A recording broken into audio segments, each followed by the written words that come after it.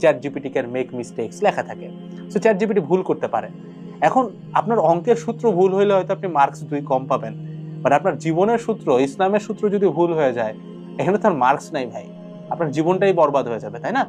So তার মানে এমন একটা জায়গা থেকে আমরা উত্তর নিতে পারি যে জায়গার উত্তরটা ভুল হইতে পারে, নেওয়া যায় না। কিন্তু দুঃখজনক ব্যাপার, আপনি লাস্ট একটা ইসলামিক জিনিস জানার জন্য চান্স খুব কম যে আপনি কোনো একটা বই পড়ছেন কিংবা কোনো আলেমের তাফসীর দেখছেন। মেজরিটি 90% মানুষ দেখা যায় চ্যাট জিপিটি করতেছে। এখন আপনার কাছে মনে হতে পারে this is the biggest threat, যে চ্যাট জিপিটি ভুল দিচ্ছে, আমি হয়তো এটা নিয়ে এই ভিডিওটা বানাচ্ছি। আসলে মেইন খেলাটা ভুলে না, এর থেকে আরো অনেক বড় ভুল আছে, অনেক বড় একটা খেলা আছে, যেটার কারণে আমি শুরুতে বলছি যে আমার কাছে ব্যক্তিগতভাবে মনে হয়, যেটা আমার মনে হওয়ার কিছু না, ইলন মাস্ক নিজেও এই কথাটা বলছেন। ইলন মাস্ক উনি আমাদের ইসলাম ধর্মের কেউ না, উনি শুরুতে বলছেন যে AI can be more dangerous than an atomic bomb, অর্থাৎ পারমাণবিক বোমার থেকেও এআই ভয়ঙ্কর হইতে পারে। কেন, কিভাবে, সমস্যা কি? সর্বোচ্চ ভুল তথ্য দিচ্ছে। আসলে আমি আপনাকে বুঝাই কেন এআইটাকে অ্যাভেলেবেল করা হয়েছে। এইটা যদি উত্তরটা আপনি বুঝতে পারেন, তাহলে আপনি বুঝবেন যে এআই কতটা মারাত্মক হইতে পারে। আপনার বাচ্চা কাচ্চা, ছোট ভাই বোন নিজে অথবা আপনার সন্তানকে এখান থেকে কিভাবে শিখাইতে হবে। মানে এআই একটা art, you have to learn it, যে কিভাবে ইউজ করলে আমি আমার দিনের এগেইনস্টে যাচ্ছি না। ঠিক আছে? তো এখন আমি অনেকগুলো ভিডিওতে অলরেডি একবার বলছি যে এআই এর জন্ম কিন্তু 2020-21 সালে না। এআই অনেক পুরাতন একটা জিনিস। এআই আছে, আমাদের কাছে এআই এর একটা অংশের অ্যাক্সেস দেওয়া হয়েছে এই 20-21 সালের আশপাশে, মানে ভেরি রিসেন্ট আর কি, 4-5 বছরের মধ্যে। বাট আপনি এটা সবাই জানেন যে এআই কিন্তু অনেক পুরাতন। মানে অর্থাৎ এই যে ফেসবুক আমাদের অ্যালগোরিদম বুঝে, আমাদের বিহেভিয়ার বুঝে, দেখা গেছে বন্ধুর সাথে খেজুর নিয়ে আলাপ করতেছি, ফিডে ভর্তি ফেসবুকের খেজুরের অ্যাড চলে আসতেছে।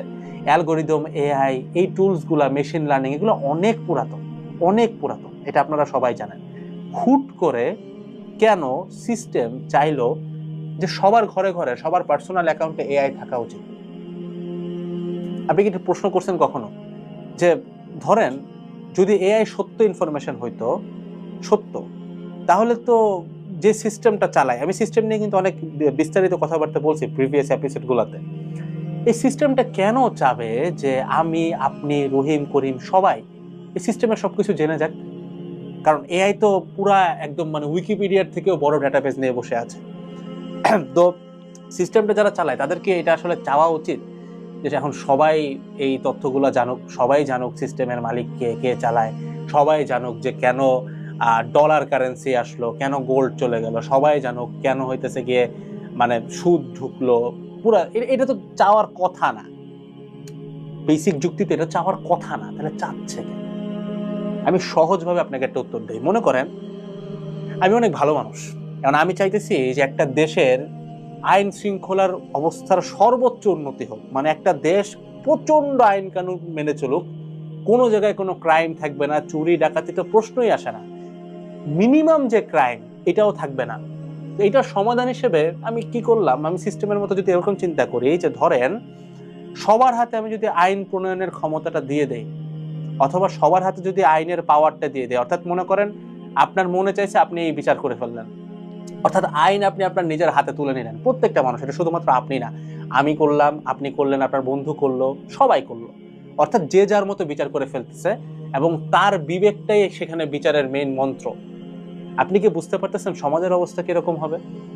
অর্থাৎ সবার হাতে যখন আপনি আইনের অ্যাক্সেস দিবেন, অর্থাৎ যে কেউ বলবে যে আচ্ছা আমি গাড়ি বাম না, আমি ডান দিক দিয়ে চালাবো, আরেকজন এসে বলবে যে ঠিক আছে ভালো কথা, আমি হচ্ছে গিয়ে গাড়ি ব্যাক গিয়ার দিয়ে চালাবো, পিছন দিয়ে চালাবো, সমাজের অবস্থা কি হবে? ডিসরাপ্ট হয়ে যাবে না? ডিসরাপ্ট হওয়ার মেইন কারণ কি ছিল? আইন ছিল? আইন কিন্তু ছিল না। ডিসরাপ্ট হওয়ার মেইন কারণ ছিল সবার হাতে আইনটাকে তুলে দেওয়া, অর্থাৎ একটা দেশের শাসন ব্যবস্থাকে ধ্বংস করে দেওয়া। সেই উত্তরটা এখন আপনি পেয়ে গেছেন। আমি যদি একটা জাতিকে পঙ্গু করতে চাই, আমি একটা সিস্টেম যদি চাই যে আমি যাদের উপরে শাসন করি তাদেরকে সম্পূর্ণ পঙ্গু করে দেব, সব থেকে সহজ উপায় হইতেছে তাদের জ্ঞানটাকে পঙ্গু করে দেওয়া। এবং জ্ঞানটাকে পঙ্গু করে দেওয়ার সব থেকে সহজ উপায় হচ্ছে সবার ঘরে ঘরে ইনফরমেশন দিয়ে দেওয়া, কারণ তখন কেউ আর ইনফরমেশনটা দেখবে না।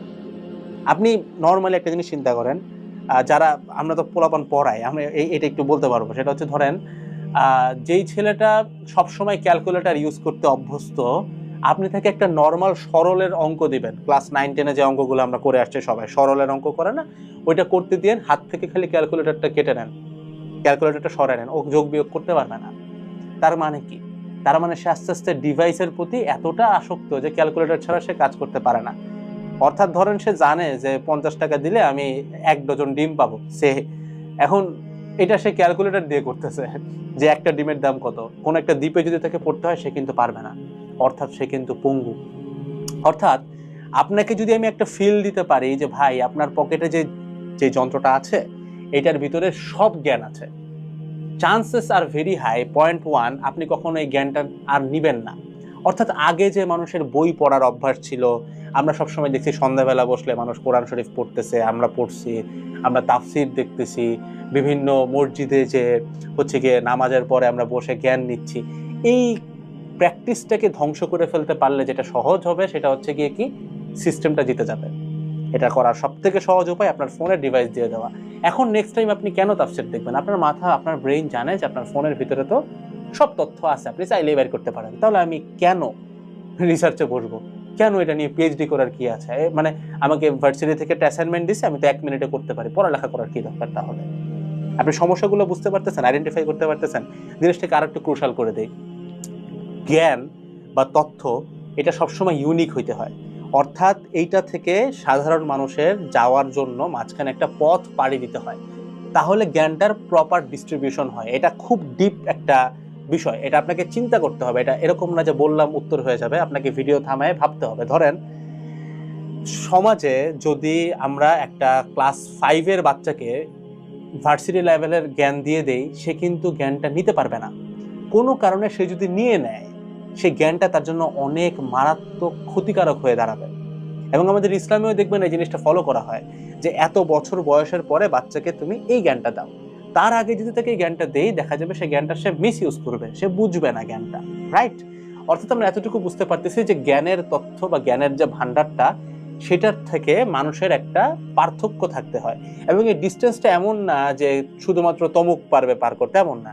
ডিস্টেন্সটা এরকম যে আপনি পরিশ্রম করলে জ্ঞান আপনি পাবেন। অর্থাৎ আপনি যদি রিসার্চ করেন, আপনি জ্ঞানটা নিতে পারবেন।